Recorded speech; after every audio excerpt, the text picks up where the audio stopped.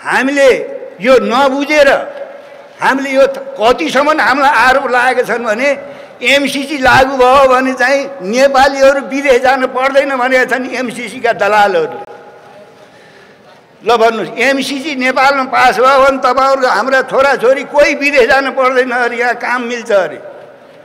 कतिसम्म तलको कुरा गरेको अहिलेसम्म 10औं खरब विदेशीहरू पैसा आएछ।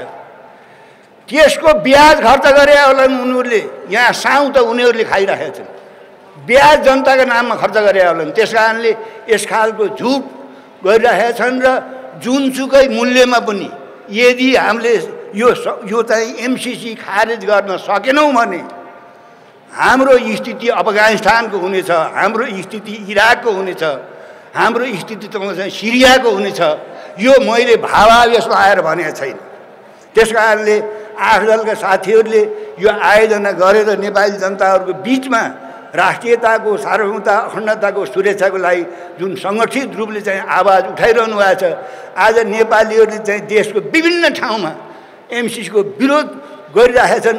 त्यस कारणले सत्ता पक्ष र प्रतिपक्षमा देशको राष्ट्रियतामाथिको जो सौदाबाजी भएको छ यसको विरुद्धमा भण्डाफोर गर्नुपर्छ र मेचीदेखि महाकाली, हिमालदेखि तराईसम्मका जनता हामीले चाहिँ यो देशको रक्षाको लागि, यो देशलाई साम्राज्यवादको शिकार हुन नदिनको लागि, यो देशको प्राकृतिक साधन स्रोत यही देशका जनताको उपभोगको लागि हामीले चाहिँ सङ्घर्ष गर्नु परेको छ, सङ्घर्ष गर्नुपर्छ।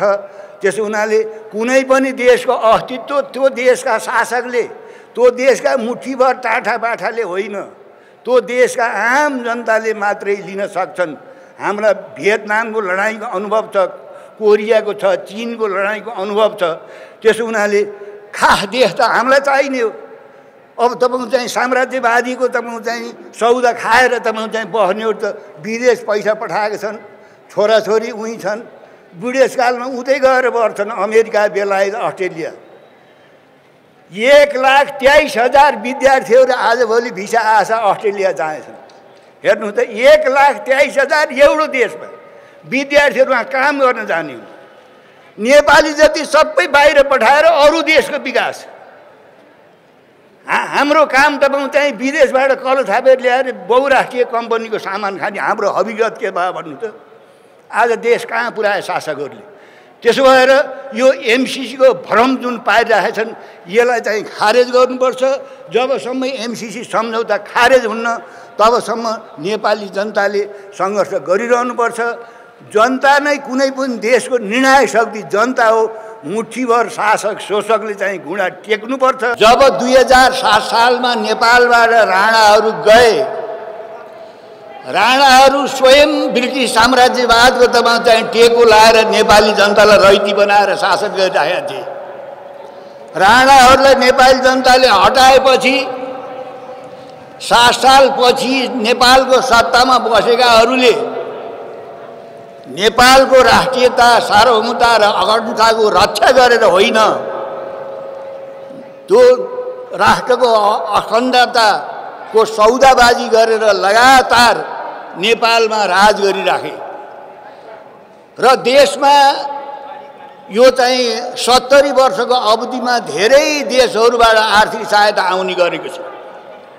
तपाईहरुलाई थाहा छ चाहिँ अहिलेका ठुला देशहरू भारत, अमेरिका, चीन लगायत जापान धेरै देशबाट हाम्रो देशमा विकास गर्न, नेपाली जनतालाई रोजीरोटी दिन भनेर खरबौं रुपैयाँ चाहिँ नेपालमा भित्रिएको छ। यो 70 वर्षको अवधिमा विदेशी सहायता नेपालमा आउँदा कहिल्यै नेपालका राजनीतिक पार्टीहरूले यस्तो खालको विरोध गरेको, यस्तो सभा गरेको, विदेशीले दिएको अनुदान चाहिन्न भनेर चाहिँ गल्ली गल्लीमा, जिल्ला जिल्लामा, टोल टोलमा, प्रदेशहरूमा लाखौं लाख नेपाली जनताले विरोध गरेको तपाईले सायद देख्नु भएको थिएन। त्यसकारणले अमेरिकनहरूले हाम्रो नेपालीहरूको बाटो मुक्त गरिदिनको लागि, हामी हिँड्ने बाटो साङ्ग्रो भयो भनेर बाटो मुक्त गरिदिनको लागि अरे, अनि नेपालमा उत्पादित विद्युतलाई चाहिँ विदेश निकासी गर्नको लागि प्रसारण लाइन बनाउने भएर दुईटा विषयमा 50 करोड अमेरिकी डलर आर्थिक सहायता दिने कुरा भयो, सम्झौता भयो। उनीहरूको जो अनुदान हो कि लगानी हो यसको बारेमा नि व्यापक छलफल भएको छ। स्वयं अमेरिका दाताहरूले भन्छन् यो लगानी हो। अमेरिकाको पक्षमा अमेरिकाको आरती गाएर यहाँ सत्तामा बस्नेहरूले यो सहयोग हो, नेपालीहरूको गरिबी हटाउन, नेपालको उन्नति गर्न अमेरिकाले यो दान हो भनिरहेछन्। कहीँ दान दिएछ भने 13 करोड अमेरिकी डलर त नेपालले पनि त्यसमा मिसाएछ नि। फेरि त्यो हाम्रो के हो, त्यो 13 करोड अमेरिकी डलर। त्यस कारणले यो अमेरिकाको लगानी हो, अमेरिकाको लगानी हो। यो लगानीको विरुद्धमा आज मेचीदेखि महाकालीसम्म प्रवासमा बस्ने पनि सचेत नेपालीहरूले एमसीसी चाहिँदैन, देश बेच्न पाइँदैन भनेर सांसद धेरै नेपालीहरूले चाहिँ आन्दोलन गरिरहेका छन्। त्यस कारणले हामीले के बुझ्नुपर्छ भन्दाखेरि यो आजभन्दा 2-3 वर्ष पहिले अहिलेको प्रतिपक्षले पास गर्ने कोसिस गरेको थियो संसदबाट। संसदबाट अझ नयाँ कुरा त तपाईँ के बुझ्नुहोस् भने अहिलेसम्म विदेशीहरूले दिएको अनुदान संसदबाट पारित भएको इतिहास छ कहीँ? जापानले दिन्छ, अमेरिकाले दियो, यसभन्दा पहिले बेलायतले दियो, भारतले दिन्छ, चाइनाले दिन्छ। हामी भिखमङ्गालाई, हामी गरिबलाई दिएको दान संसदबाट पारित हुने चलनै थिएन। त्यसकारणले संसदबाट पारित गरेर एमसीसीलाई नेपालको ऐन कानुनभन्दा माथि राखेर त्यसको भिटो लाएर अमेरिकाले आफ्नो बाफ बैरी साध्न चाहन्छ। नेपाललाई चाहिँ शक्ति राष्ट्रको क्रीडास्थल बनाउनुको लागि यो एमसीसी चाहिँ जबरजस्ती आएको छ। नेपालमा मात्रै होइन, अहिले कयौँ देशहरूमा यसले यस खालको तपाईँको चाहिँ खेल गरिरहेको छ र कयौँ राष्ट्रहरूले इन्कार गरेका छन्, देशहरूले। त्यसो भएको हुनाले हामीले के बुझ्नुपर्छ भने यो एमसीसी यदि नेपालको हितमा भएको भए, नेपाललाई अनुदानको रूपमा आएको भए हामीले यसरी विरोध गर्नुपर्ने, यसको विरोध गर्नुपर्ने, यो खारेज गर्नुपर्छ भनेर हामीले भन्ने कुरै थिएन। तर दुःखको कुरा संसदमा तपाईँले देखिहाल्नुभयो, केही साथीहरूले 2-4 महिना हल्ला गरे। के हल्ला गरे भनेर भन्दाखेरि चाहिँ एमसीसी भित्र भएका जुन खराबीहरू छन्, देशको राष्ट्रियता, सार्वभौमता र अखण्डतामा आँच आउने विषयहरू चाहिँ हटाउनुपर्छ। एमसीसी चाहिँ संशोधन गरेर पारित हुनुपर्छ भनेर साथीहरू बुरुक केही साथीहरू आखिरी तपाईँको चाहिँ नि यही आफैले तपाईँको चाहिँ नि व्याख्या गरेर आफैले व्याख्या गरेर अब एमसीसी भित्र भएका खराबी, त्यहाँभित्र भएका असमान व्यवस्थाहरू अब खारेज गए। खारेज कसले गर्ने भनेर भन्दाखेरि तपाईँ चाहिँ माधवजीले र प्रचण्डजीले खारेज गरेर खारेज हुने, त्यो त एमसीसीले मान्नु पर्यो नि। नेपालका शासकहरूले एमसीसी नेपाली जनताको हितमा छ कि छैन, नेपालको राष्ट्रियता, सार्वभौमता र अखण्डतामा चाहिँ यसले आँच पुर्याउँछ कि पुर्याउन्न भनेर सोध्ने कसलाई? अमेरिकालाई। अमेरिकाले तपाईँको चाहिँ नि यहाँ चाहिँ देशको राष्ट्रियता, सार्वभौमता र अखण्डतामा आँच आउने व्यवस्था छ उसले भन्छ। त्यस कारणले आजका शासकहरूले देशको राष्ट्रियता, सार्वभौमता र अखण्डताको रक्षा गरेर होइन, देशको राष्ट्रियता, सार्वभौमता र अखण्डताको सौदाबाजी गरेर बेचेर यहाँ शासन गरिरहेको छ। यो दुःखको कुरा हो। 7 सालपछि नेपालको राष्ट्रियता, सार्वभौमता र अखण्डतामा बढी वामपन्थीहरू धेरै भूमिका रह्यो। तर अहिले देशका सबै वामपन्थी रहेनन्, खामपन्थीमा परिणत भए। देशका कतिपय वामपन्थी पार्टीहरूलाई सत्ता प्रदान भयो, स्वार्थ प्रदान भयो, देशको हित प्रदान भएन। त्यसो हुनाले यसभन्दा पहिले पनि नेपालका नदी नालाहरू तपाईँ चाहिँ विदेशीलाई एक एक गरेर तपाईँलाई थाहा छ। कोशी गयो, गण्डकी गयो, महाकाली बेचे। आजभन्दा 27 वर्ष पहिले महाकाली चाहिँ भारतलाई चाहिँ सुम्बन्दा महाकाली सन्धि हुँदाखेरि नेपाली जनताले यस्तै चाहिँ आन्दोलन गरिरहेको थियो। अहिलेका शासकहरू र अहिलेका प्रतिपक्षकै हातबाट महाकाली सन्धि बेचे। अप्पर कर्णाली तपाईँ चाहिँ बेचे। नेपालको जल स्रोत तपाईँ चाहिँ हाम्रो हातमा छैन, तपाईँ चाहिँ छिमेकीले कब्जा गरिसकेको छ। अब त्यो जल स्रोतलाई तपाईँ चाहिँ अमेरिका र चाहिँ भारत भएर प्रयोग गरेर तपाईँ चाहिँ यहाँको विद्युत विदेशमा चाहिँ निकासी गर्ने र हामीलाई हेरै गराउनु चाहिँ ख्याल छ। त्यति मात्रै होइन, आज संसारमा चाइनाले पनि पुँजीवादको विकास गरेछ। चाइनालाई पनि तपाईँ चाहिँ संसारको बजार चाहिएछ। त्यसो हुनाले अहिलेको मूल शक्ति, दुईटा शक्ति चाइना र अमेरिकाको बिचमा जुन प्रतिस्पर्धा छ, त्यो प्रतिस्पर्धामा तपाईँ चाहिँ अमेरिकाले के हिसाब गरिरहेछ भनेर भन्दाखेरि नेपाल चीनको तपाईँ चाहिँ काखमा छ। नेपाललाई चाहिँ उपयोग नगरिकन चीनलाई ठेगान लाउन सकिन्न भन्ने चाहिँ अमेरिकाको रणनीति छ। त्यसअनुसार आज अमेरिकन लगायत भारतीय शासकहरूले तपाईँ चाहिँ नेपाललाई चाहिँ एउटा क्रीडास्थल, आज युक्रेनमा जुन तपाईँ चाहिँ अमेरिका र रुसको कारणले तपाईँ चाहिँ युक्रेनका जनताहरूले चाहिँ ठुलो आपद विपद भोगिरहेका छन्। यो एमसिसी तपाईँ चाहिँ हामीले तपाईँ चाहिँ नि स्वीकार गरेर अमेरिकनहरूलाई यहाँ हुल्ने जो षड्यन्त्र भइरहेछ संसदबाट पास गरे। संसदमा त नेपाली काङ्ग्रेस पहिलेदेखि तयार थियो।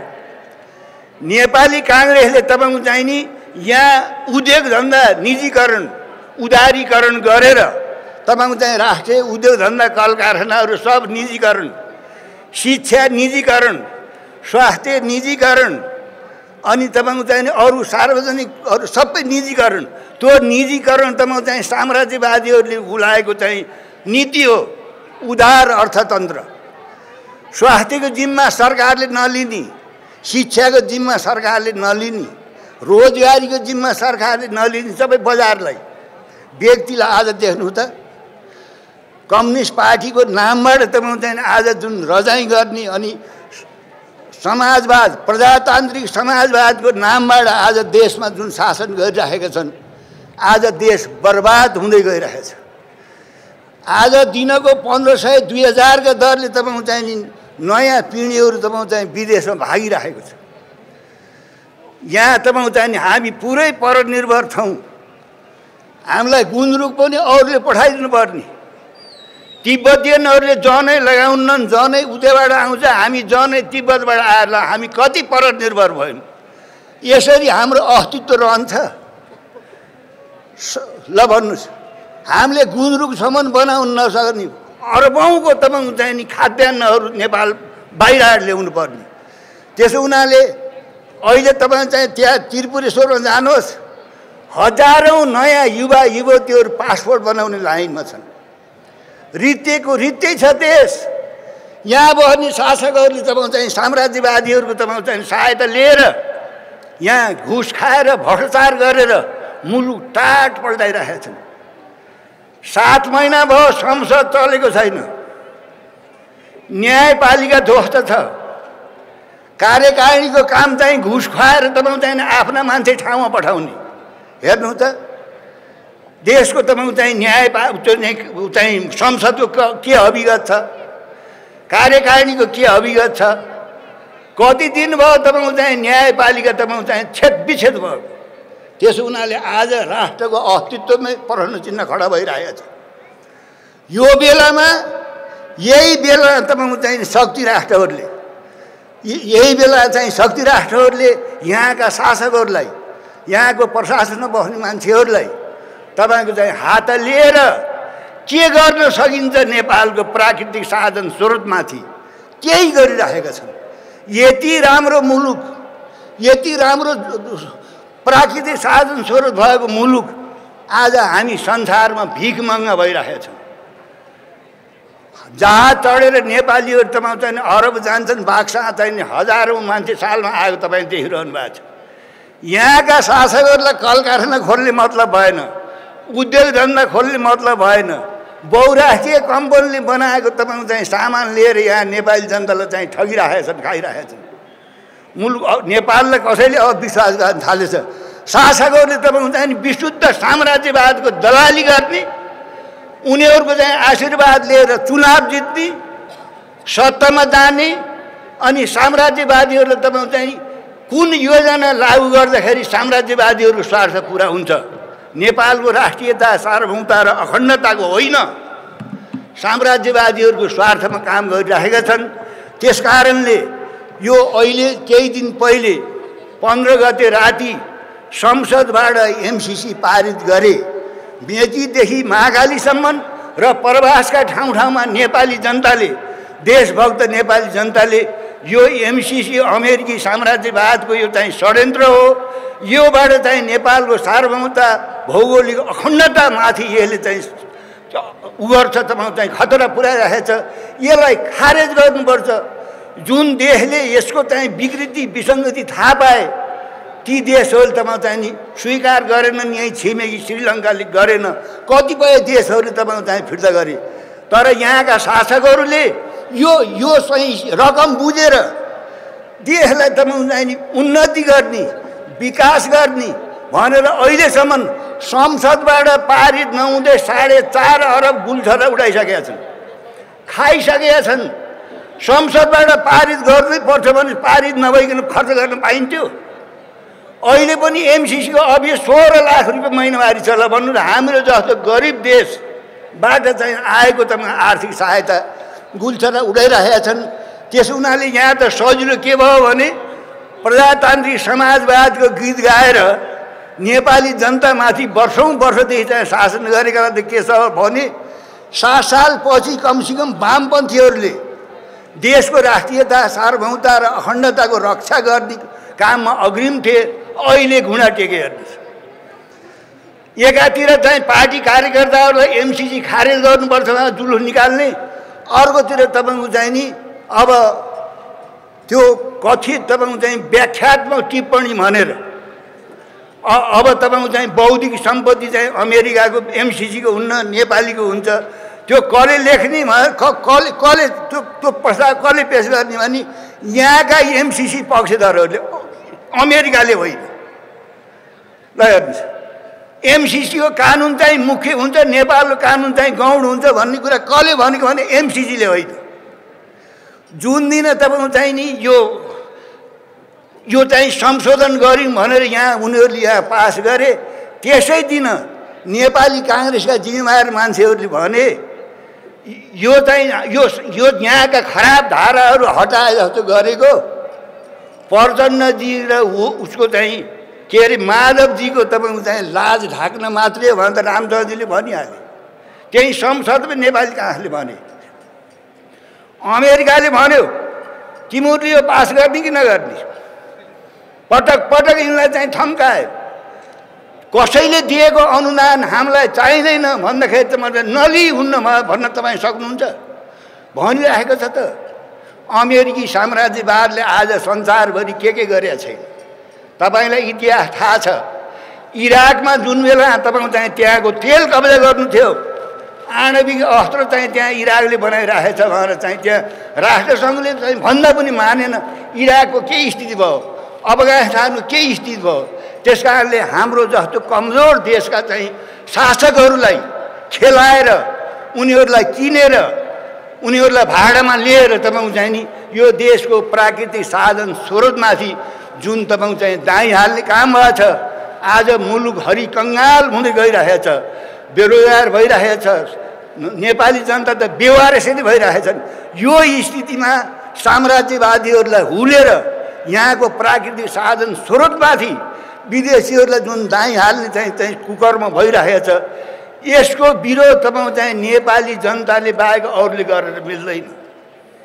ठुला संसदभित्र भएका पार्टीहरूमा प्रतिस्पर्धा, कसले एमसिसी पास गरेर अमेरिकनहरूको आशीर्वाद लिने, त्यो आशीर्वादबाट चुनाव जित्ने, त्यसपछि पटक पटक सत्तामा गएर संसदमा गएर देशको हितमा होइन, नेपाली जनताको हितमा होइन, राष्ट्रियताको संरक्षण गरेर होइन, त्यसको सौदाबाजी गरेर आज मुलुक चाहिँ यो अप्ठ्यारो स्थितिमा गएको छ।